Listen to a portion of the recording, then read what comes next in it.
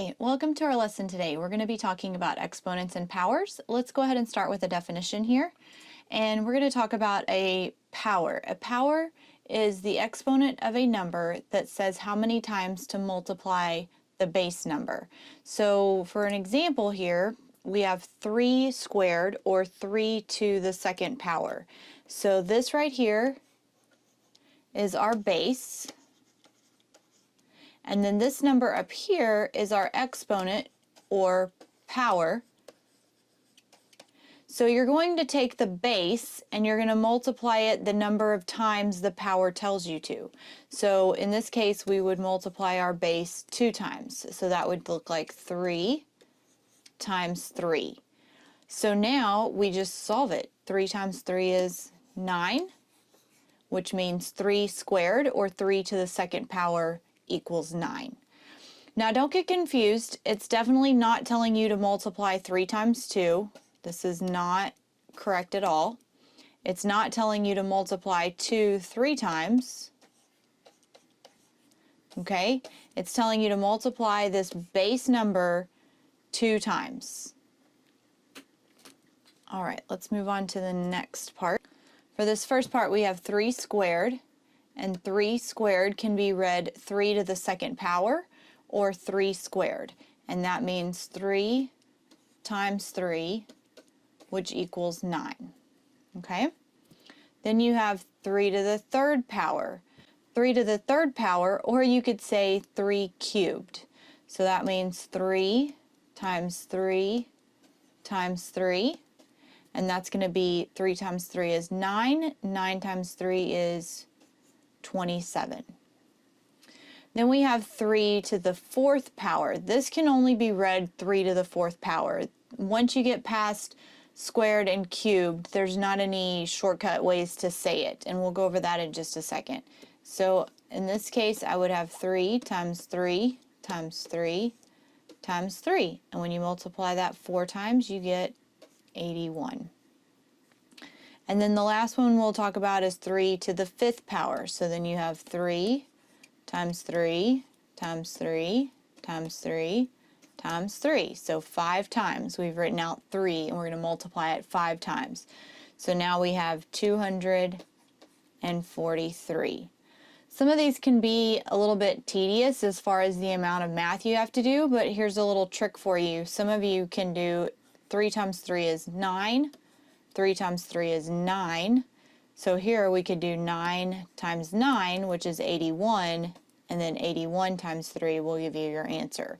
So you don't have to always just keep multiplying times the next answer. You can multiply in parts. Same thing here. We could do 3 times 3 is 9, 3 times 3 is 9, and 9 times 9 equals 81. So that might make it a little bit easier than multiplying 27 times 3. All right, so let's talk about these real quick up here, because this is one where we have 3 squared is one way we can write this one, and 3 cubed is one way we can write this one. As far as 3 to the second power, or 3 squared, the reason they can say 3 squared is because if you take a square and you want to find the area of that square, you're going to do side times side.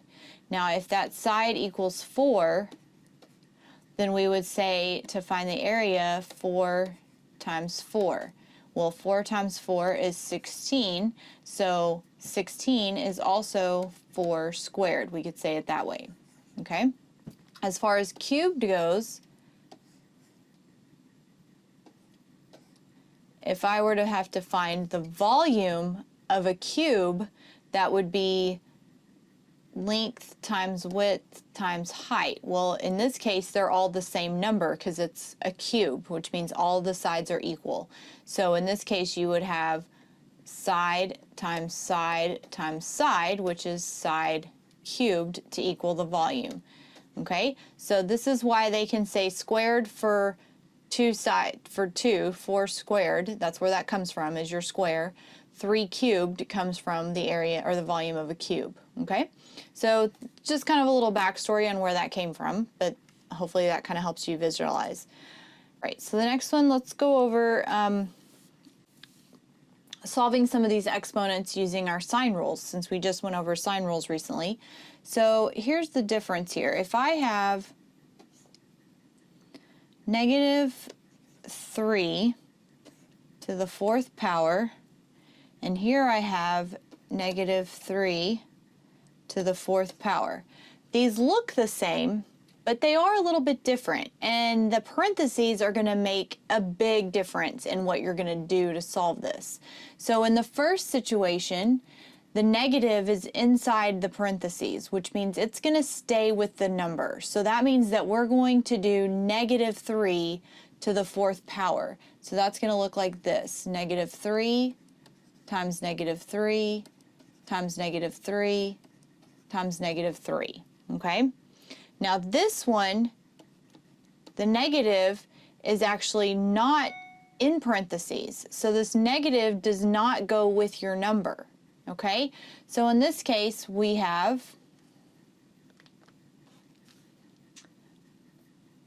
3 times 3 times 3 times 3, and then they're all multiplied by a negative 1. Okay? Negative 1 is what this negative is going to be multiplied using. So technically what you're doing is you're doing 3 to the 4th power, and then you're going to keep your negative sign, okay? Because it's in front, it's not included. So 3 times 3 times 3 times 3, we did this in the last slide, was 81.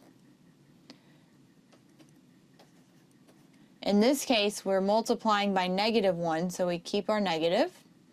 In this situation, we have a negative times a negative is a positive. A negative times a negative is a positive, and a positive times a positive is a positive. So here we have negative times a negative is positive 9. Negative 3 times negative 3 is positive 9. Remember, a negative times a negative is a positive. And now we just have positives. 9 times 9 is 81. So you can see those parentheses, even though these problems look the same as far as the numbers and the placement, the parentheses make a big difference in whether your answer is positive or negative, because these answers are very far apart as far as on the number line. So don't forget to pay attention to those parentheses. If the parentheses are around the negative in the number, then you're going to actually multiply all of it, the negative included. If there aren't any parentheses, or if the parentheses are written where the negative is outside the parentheses, then you're actually just going to multiply the number, the amount of times the exponent tells you, and then you're going to keep that negative in front of the answer. Or you're going to multiply by a negative at the end if you have multiple negatives. All right, so let's try another one. So let's go through some fraction practice problems. And so let's say I have 3/5 to the 2nd power. Here I have 3 to the 2nd power over 5, and here I have 3 over 5 to the 2nd power. So again, these all have the same numbers, but now our exponent is placed a little differently. In the first one, we have parentheses, and what that's showing is that this 3/5 is all going to be treated the same.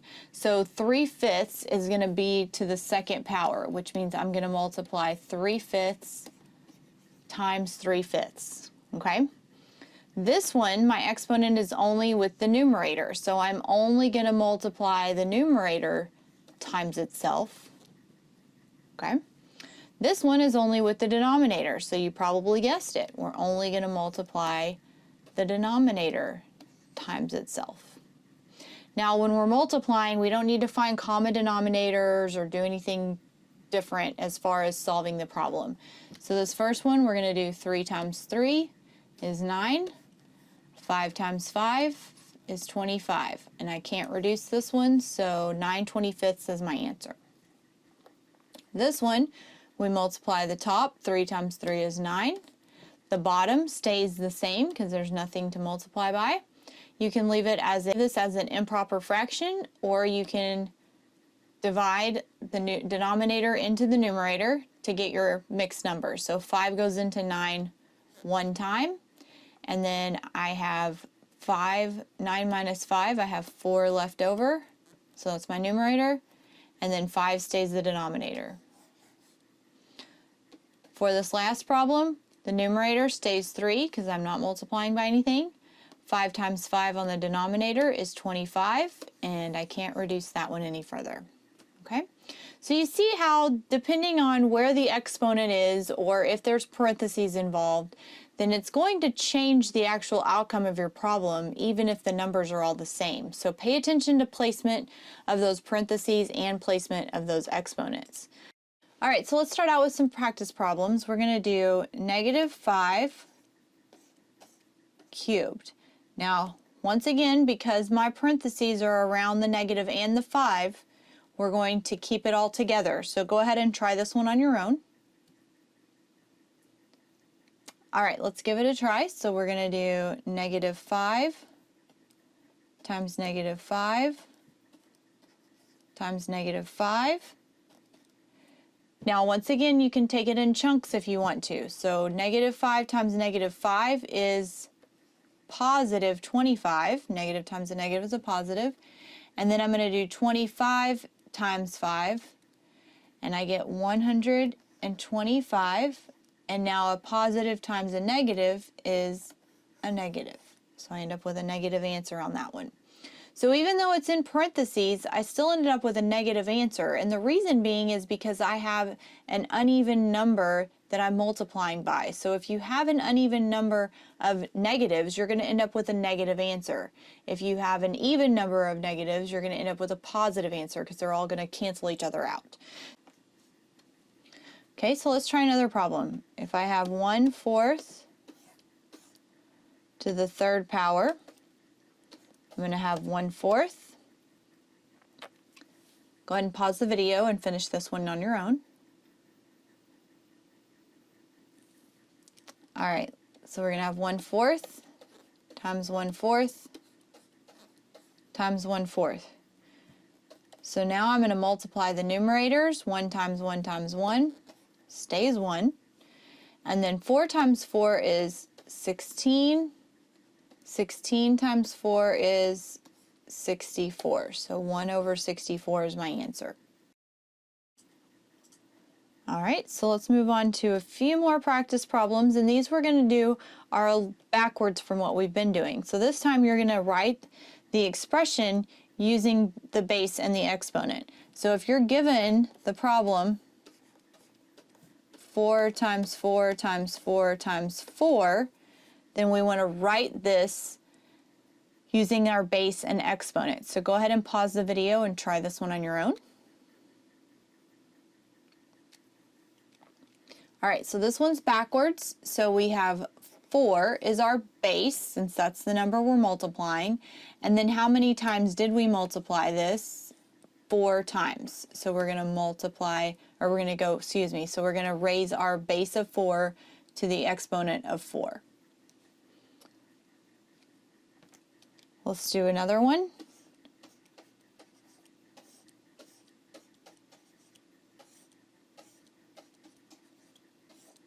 All right, so now I have 1/3 times 1/3 times 1/3. So go ahead and write this one as far as the base and exponent goes on your own. All right, so now we're going to take our base, which is the number we multiplied by several times, and then we're going to raise it to the 3rd power because I'm going to multiply it 3 times. Now, I don't have to put parentheses because I don't have a negative here, but just to make sure that we understand we're actually multiplying the entire fraction, I do need parentheses for that reason. So this means that the entire fraction is raised to the 3rd power, not just the numerator or the denominator. So let's do one more.